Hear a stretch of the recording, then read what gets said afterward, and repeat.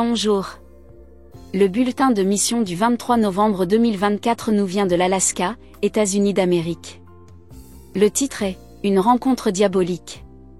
L'air à l'intérieur de la petite maison d'Alaska était lourd, presque suffocant, lorsque la voix du père a brisé le silence. Ses mots étaient fermes et chargés de déception lorsqu'il s'est adressé à sa fille de 15 ans, Lusa.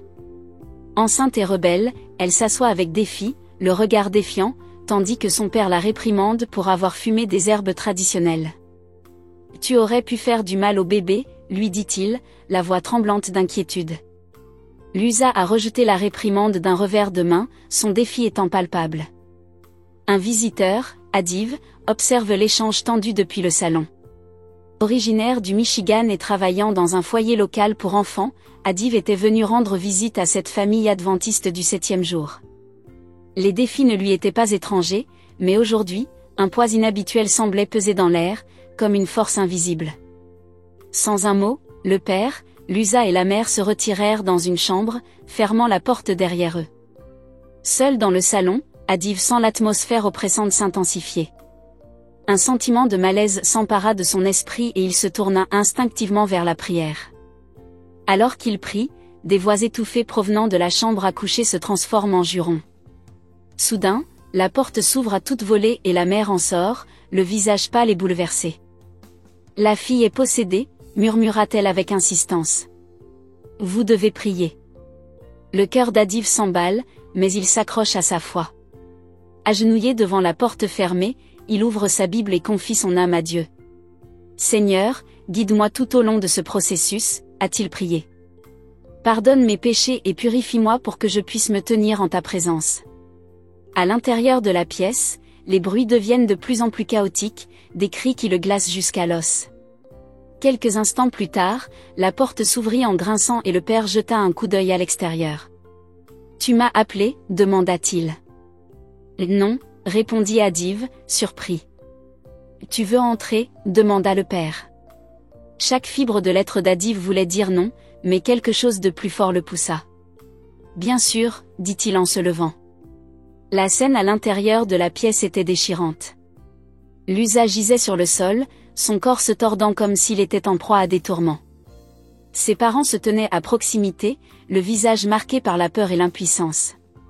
Adiv s'est agenouillé près de la porte, serrant fermement sa Bible, prêt à fuir si nécessaire.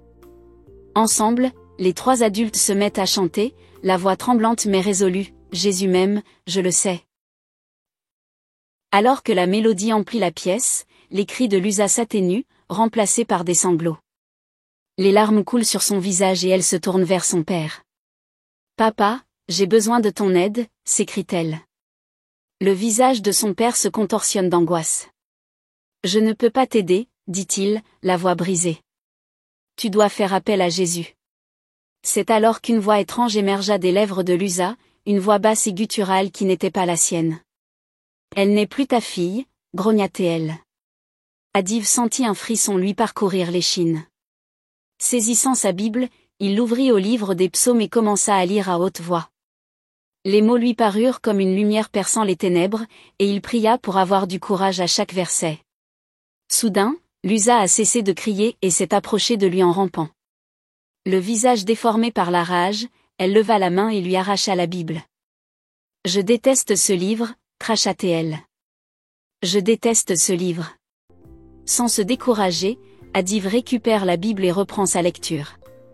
Le combat spirituel fait rage pendant 90 minutes atroces. Par la prière, le chant et les écritures, Adiv et les parents ont lutté contre les ténèbres qui s'étaient emparées de Lusa.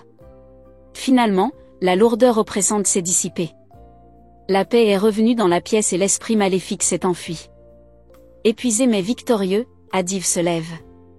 Bien que ses genoux lui fassent mal, il se sentait revigoré, une force divine l'envahissant.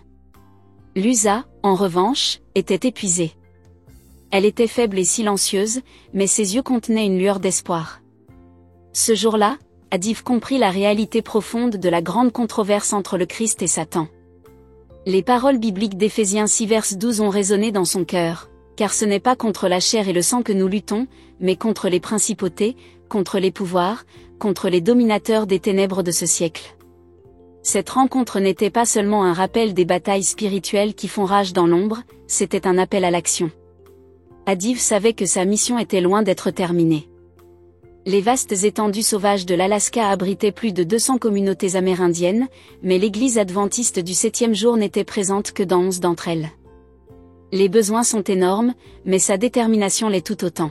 « Je veux rester ici aussi longtemps que possible », a déclaré Adiv. Les gens ont besoin de connaître le Christ. Alors qu'il prie et travaille pour partager l'évangile éternel, Adiv garde en mémoire le souvenir de ce jour-là, un rappel vivant de la puissance de Dieu et du besoin urgent que son amour atteigne tous les coins du monde.